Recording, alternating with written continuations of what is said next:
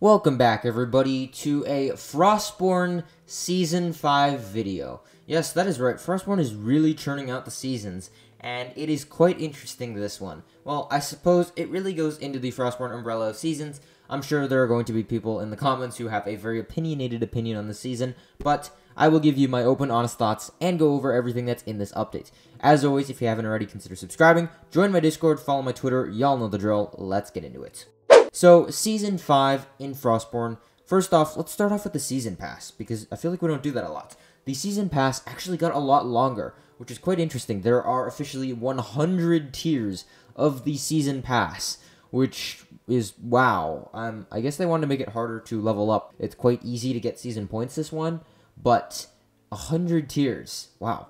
In terms of rewards, though, there's actually some pretty good rewards. They have a Duelist 3 class.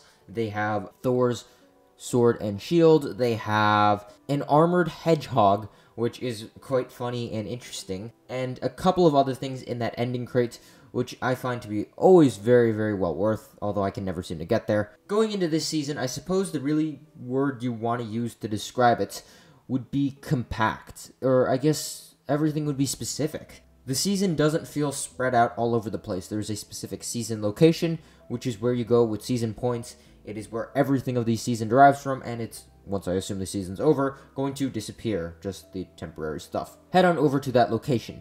Every so often, they will open a portal thingy. Once you're through the portal, you're going to try and sneak into the castle. Now beware of enemy opponents. I got really lucky, you'll see in this clip, and I ended up bumping into somebody who knows my videos, which, if so, shout out to you. Thanks for not destroying me. I know you easily could have if you wanted to. Thank you, even though I was outclassed. And you're going to try and sneak your way into the castle. Beware of other people, but right there is where you'll get season bones. Once you get those bones, you can then turn it into the camp to officially get season points. So anywho, I'm sure a lot of people are expecting me to really tear into these seasons. And I suppose it's sort of following in the steps of LDUE with the temporary season content.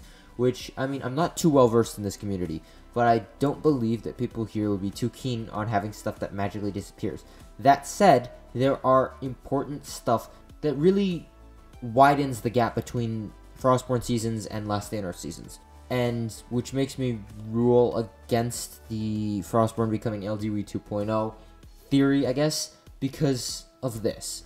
Frostborn seasons, yes, the events are temporary, yes, the season points and season pass is all temporary, but look at what stays behind after the season is over.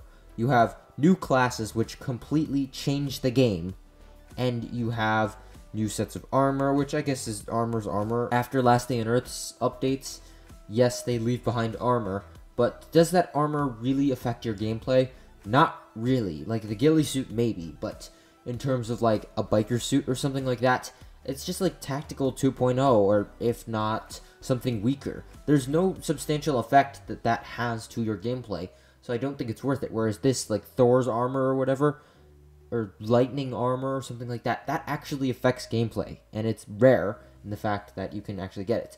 Armored Hedgehog, well, I'll give kudos to that, because LDUE is long overdue for a dogs update, and Frostborn just keeps going again and again and again, and this stuff stays, and I don't know whether or not, I'm sure this stuff does affect PvP fights, which is why I would think that these updates, or these changes, are a little bit more developed than LDUE's per se, because this stuff lasts afterwards. It leaves a lingering effect, whereas LDUE's, you can skip a season, and nothing or nobody will really bat an eye.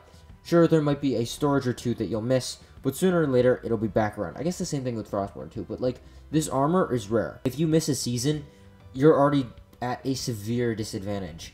With LDUE, you miss a season, you call it a day.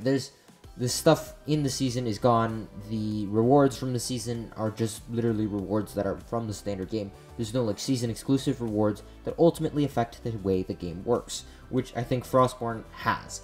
Anywho, those are my thoughts on Frostborn. Let me know your thoughts down below. I'm gonna let this gameplay clip play out for a little bit, so let me know all of your thoughts on how this Frostborn update went. Do you like it? Do you hate it? I personally think it seems good on the surface level.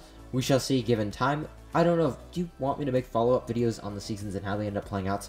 I kind of want to, but we'll see how that goes. Anywho, subscribe, ZB out.